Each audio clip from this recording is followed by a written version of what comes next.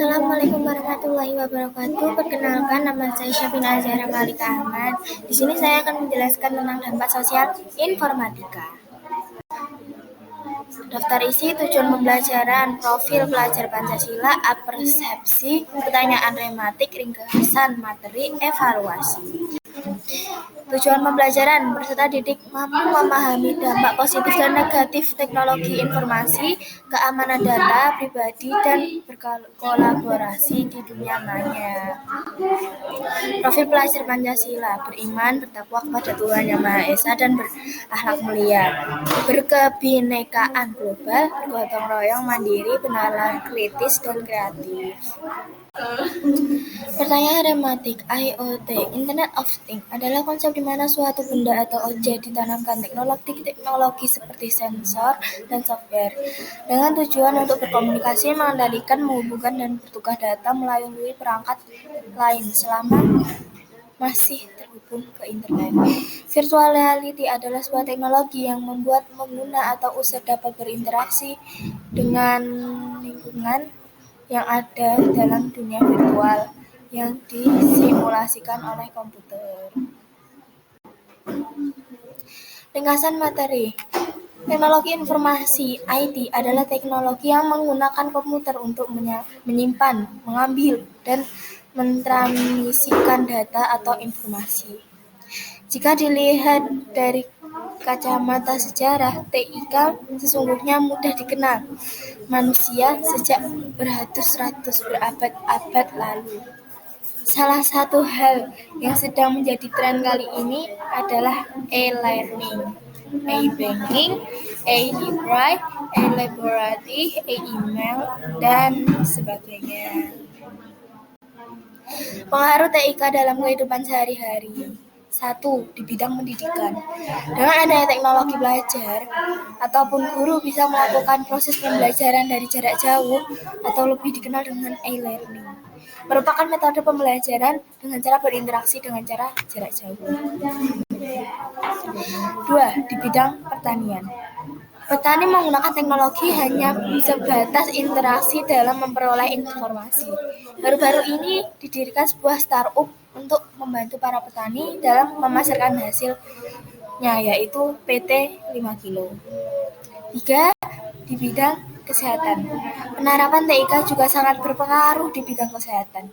Saat ini ada juga sebuah sistem informasi untuk berbincang dengan para dokter dengan jarak jauh. Contoh aplikasinya yaitu Halodoc, Klik Dokter, dan lain-lain. 4. Di bidang pemerintahan. Penggunaan TIK tidak hanya untuk masyarakat saja. Pemerintah juga sangat membutuhkan teknologi informasi. Penerapan TIK dalam pemerintahan disebut e-government. Sekarang TIK di bidang pemerintahan ini mencakup 3 hubungan, yaitu 1. G2C atau Government to Citizen. Yang kedua, G2B atau Government to Business. Yang ketiga, G2G, Government to Government. 5. Di bidang kebudayaan.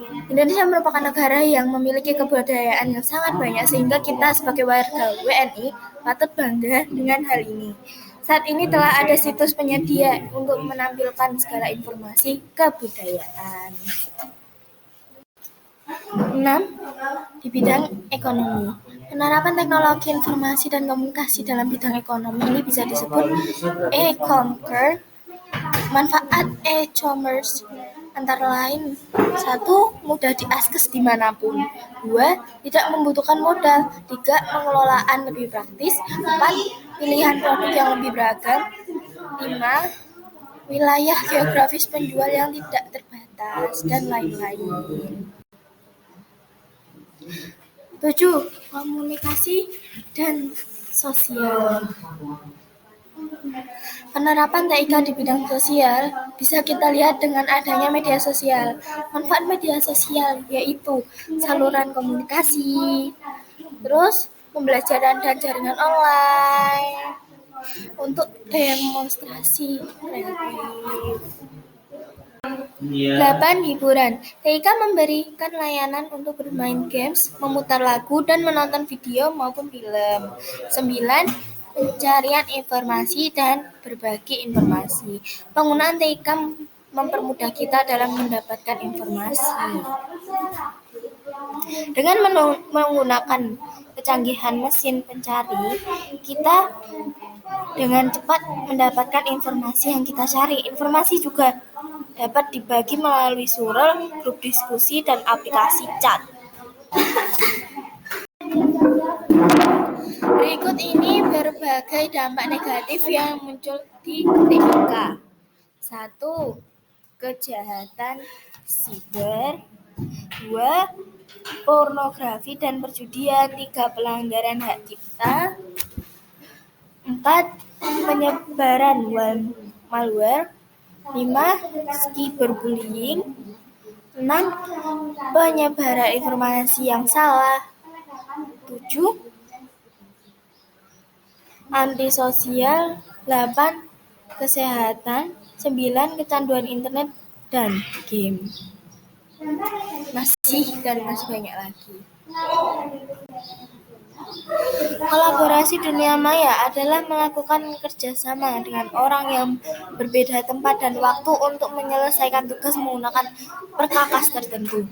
Media sosial adalah media interaktif yang memungkinkan penggunanya untuk berkreasi, menuliskan ide dan ekspresi, serta membagikan informasi tersebut dalam komunitas virtual.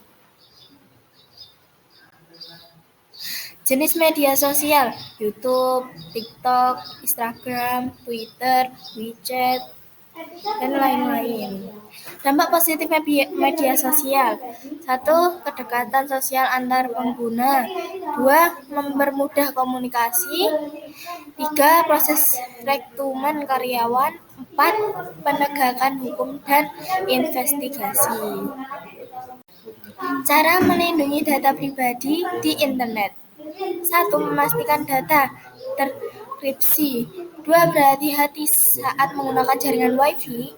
3. Waspadai tautan phishing. 4. Menggunakan password yang sulit ditebak. 5. Menggunakan mode incognito ketika berselancar.